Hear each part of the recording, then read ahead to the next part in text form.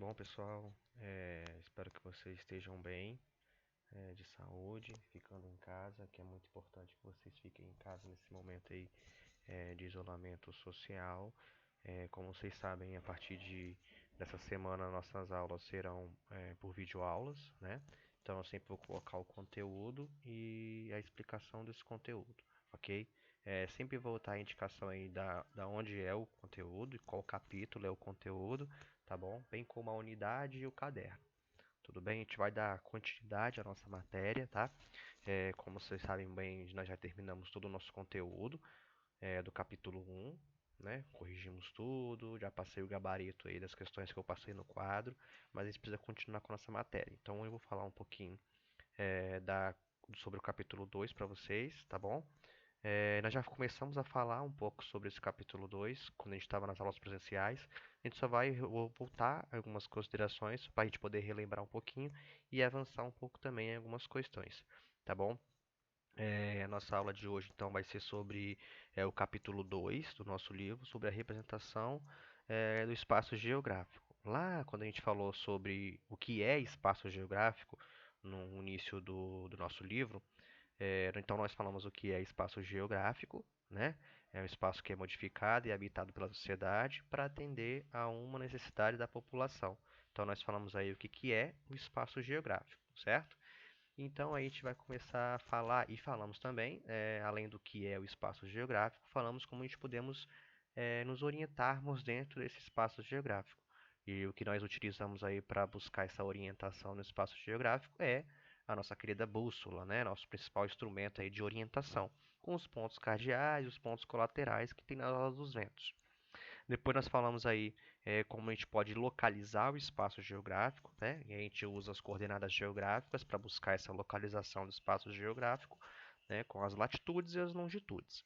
A interseção desses dois pontos, né? Vai me indicar a minha localização dentro do espaço geográfico. Agora a gente fala o que é, como a gente pode representar o espaço geográfico, certo?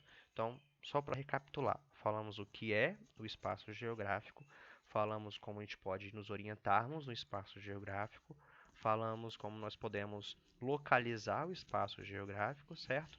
E agora a gente fala como a gente pode representar esse espaço geográfico. Já adianto para vocês que essa representação do espaço geográfico, ela parte muito do própria concepção do mapa, né, da construção de um mapa. Qualquer coisa, qualquer conteúdo de geografia que nós formos falar dentro da geografia, a gente precisa de representar isso de alguma maneira, precisa visualizar isso. E quem vai ajudar a representar isso é o nosso mapa. Tudo bem? Então a gente vai dar início nesses conteúdos, ok?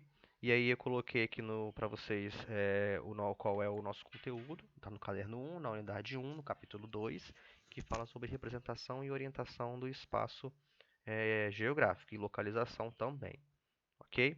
Então a gente vai falar um pouco sobre isso. Então, brevemente aí, né, só para a gente poder recapitular o que é cartografia. Então, a cartografia é o nosso instrumento que tem essa busca pela representação do espaço geográfico.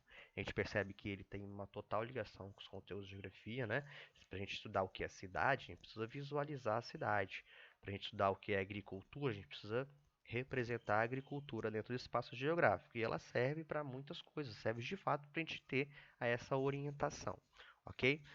Tem uma utilidade prática gigantesca, né? Sem você ter essa representação do que é a cidade, você não consegue estudar o que é cidade, por exemplo. Tudo bem?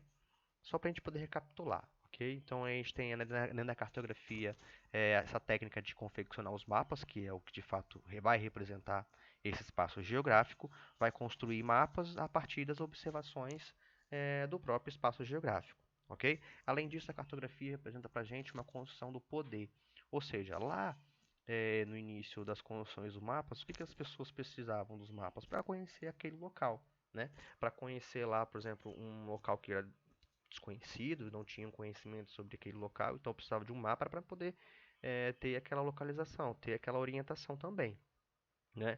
E uma estratégia também a gente pode afirmar que era uma estratégia de guerra. Quem tinha os mapas sobre aquele território tinha muito poder sobre ele.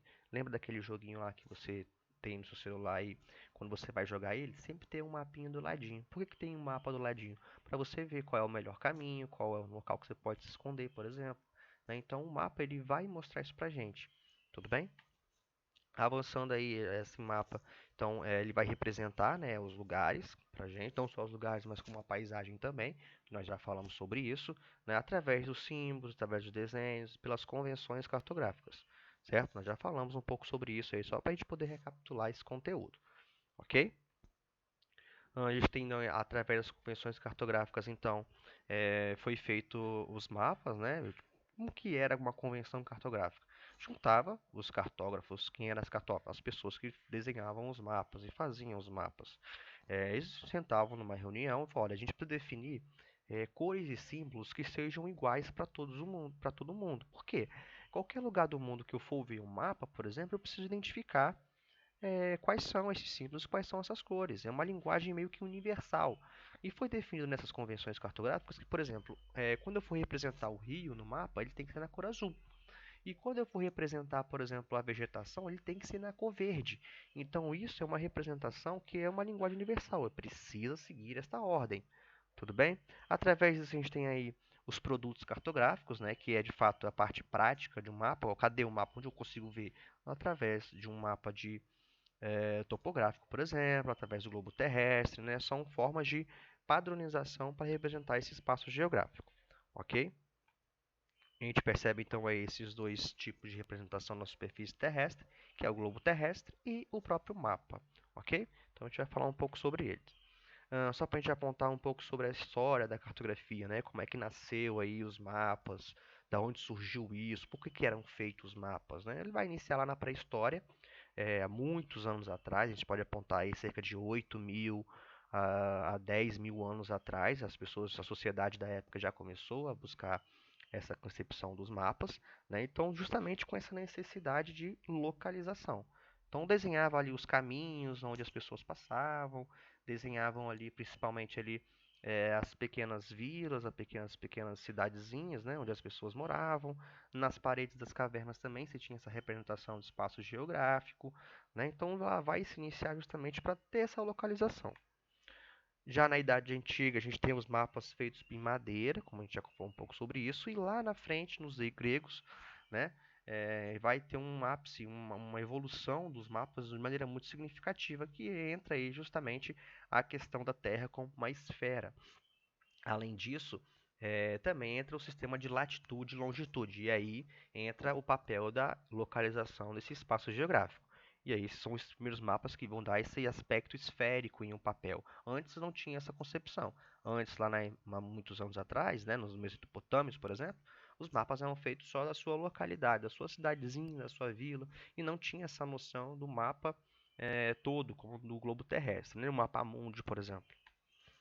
Na Idade Média, a gente percebe que há um retrocesso dessa cartografia, até porque vai ser anulado, né, o conceito da Terra como uma esfera, as coordenadas geográficas vão desaparecer e a Terra será representada em um disco plano, onde a gente vai encontrar aí a letra T e o O. A gente percebe nesse mapinha aí, que tem aí, ele está representando justamente essa noção do T e o O, né? Há uma cidade no centro dele, essa cidadezinha que é no centro representa de fato o local central, onde é a parte mais importante do mapa, tudo bem?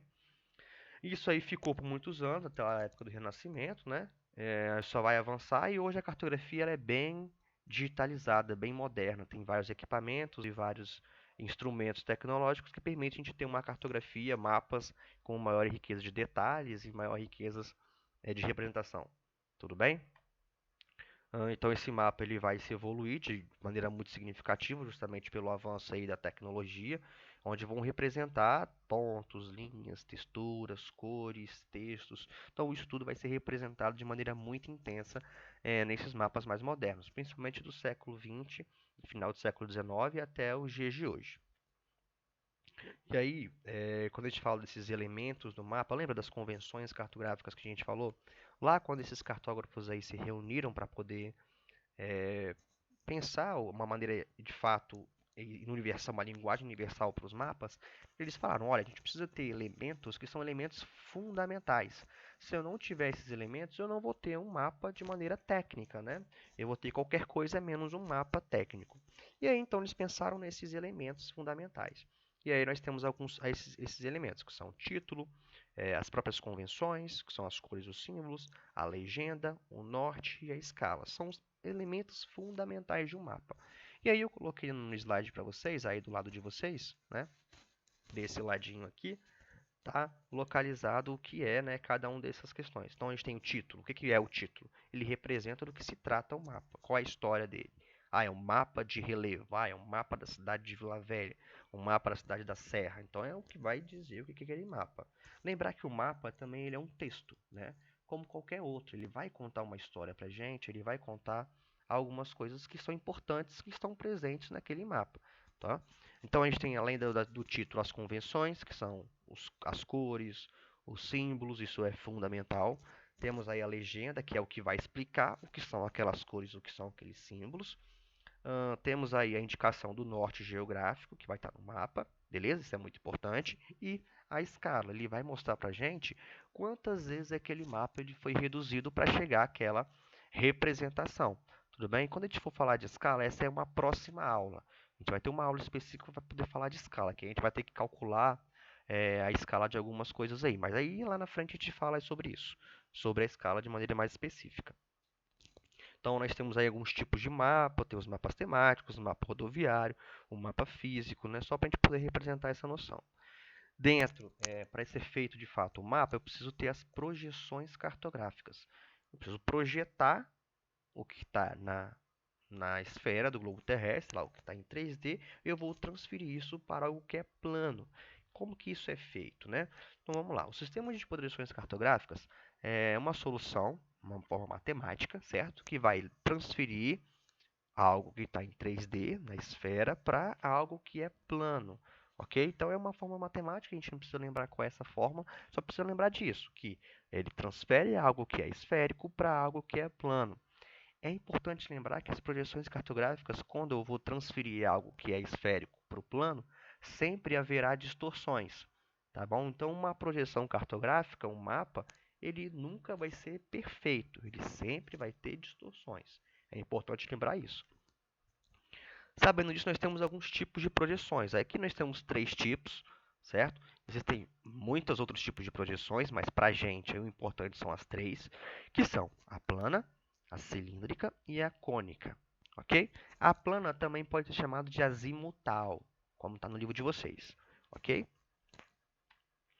Então, sobre a plana ou azimutal, né? É um mapa numa projeção azimutal, onde é construindo sobre um plano tangente a um ponto qualquer da esfera.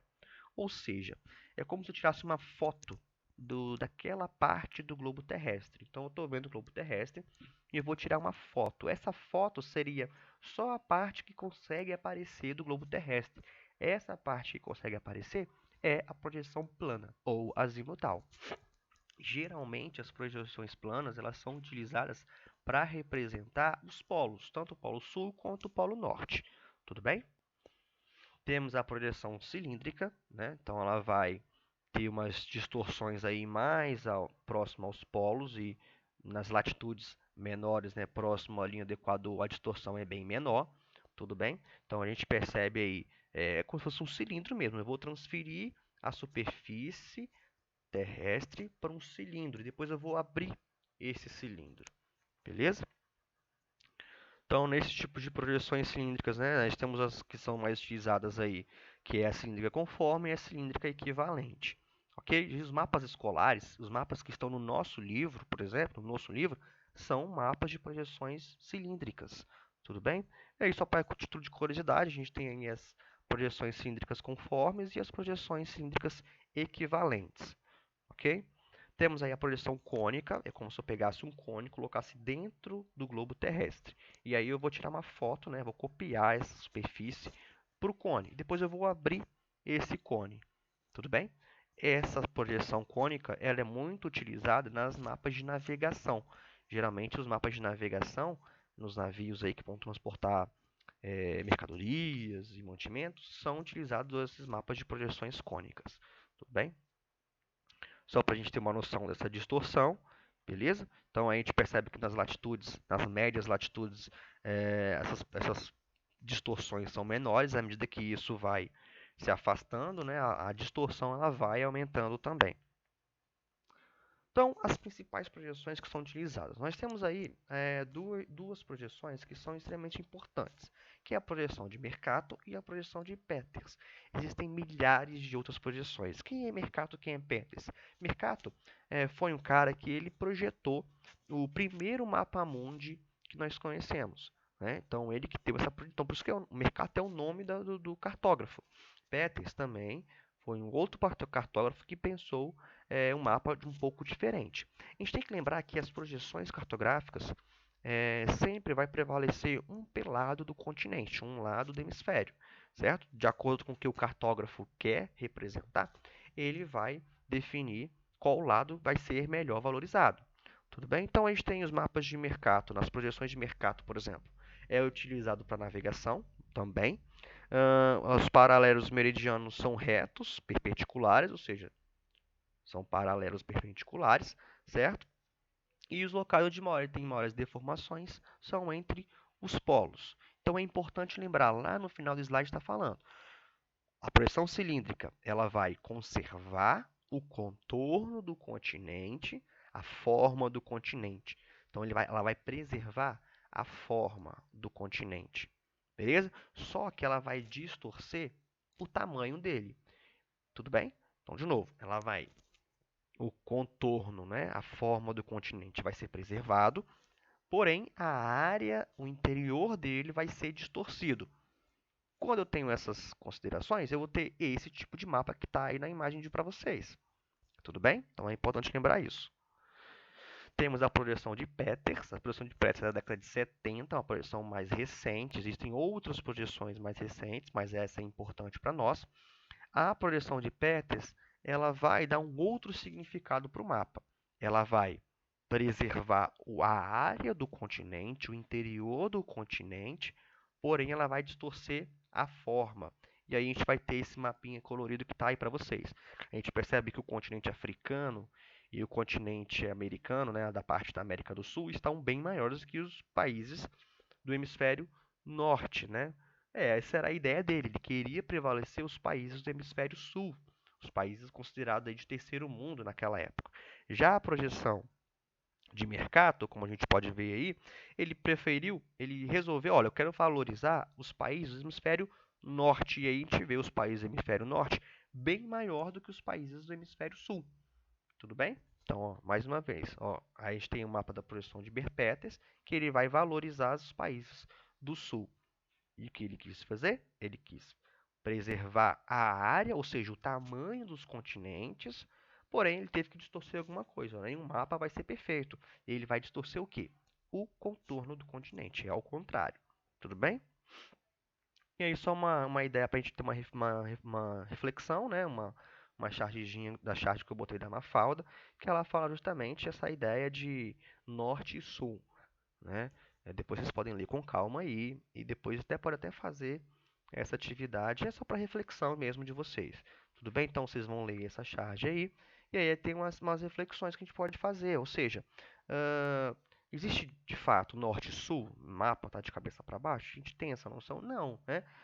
Essa noção de norte e sul foi uma questão que foi criada pelos cartógrafos naquela época que decidiram a direção do norte e a direção do sul. Não necessariamente deviam ser dessa forma. Né? Então, só para a gente ter uma reflexão, o mapa, né, o planeta Terra, ele não está, ele está no espaço que não tem essa noção de norte e sul. Tudo bem? E aí, só para a gente poder concluir essa parte, nós temos aí um mapa de anamorfose, é um tipo de um mapa. O mapa de anamorfose, ele é um mapa que vai converter números e estatísticas na área do continente, ou seja, de acordo com o que o mapa está representando, eu vou ter países maiores e países menores. Então, ou seja, nesse mapa 2, ele está representando o total de população. Então, ou seja, os países que são maiores, que estão maiores aí, quer dizer o quê? Que são os países que têm maiores populações. Tudo bem? Então, nesse mapinha 1. Já no mapinha 2 é diferente. Eu tenho lá de economia, quais são os países mais ricos. E aí aponta lá, os países do norte, por exemplo, estão bem maiores, né? Isso aí não tem uma noção de escala, não tem nada. É um mapa também que a gente consegue ter essa representação. Tudo bem? E aí eu deixei para vocês aqui algumas questões, tá certo? Vocês vão copiar essas questões no caderno, ok? E vão responder embaixo. Tudo bem? Então, de novo, vocês vão copiar as questões no caderno, copiar no caderno e responder embaixo, tá? Bem bonito, não faz de qualquer jeito, faz um negócio organizado. Assim que a gente voltar às aulas, eu vou olhar isso aí e vou dar o carimbo. Tudo bem? Então, são 6 questões. Eu vou colocar esses slides aqui em forma de arquivo também, né? Um arquivozinho para vocês aí na publicação, que eu vou postar assim que terminar o vídeo. Eu vou postar o vídeo e vou postar também o arquivo em PDF com os slides, para vocês retornarem aí no vídeo, retornarem nos slides, também ouvir a explicação depois de novo, tá? E as questões então estarão disponíveis também na plataforma junto com os slides e o vídeo, ok? Então vocês vão copiar as questões e vão responder no caderno, ok? Copia lá bonitinho de caneta, responde de lápis. Depois eu vou colocar o gabarito dessas questões para vocês acompanharem também a correção, ok? Tudo bem? Então, por enquanto é isso. Na nossa próxima aula, a gente vai falar um pouco sobre escala, como a gente calcula a escala. É uma parte muito importante da nossa matéria. Tudo bem? Então, por enquanto é isso. Valeu? Então, um beijo, um abraço para vocês. Se cuidem, saúde e paz.